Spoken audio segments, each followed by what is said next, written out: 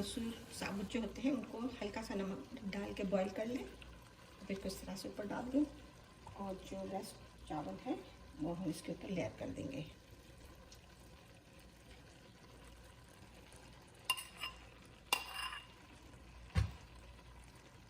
उसको दम पे रख देंगे।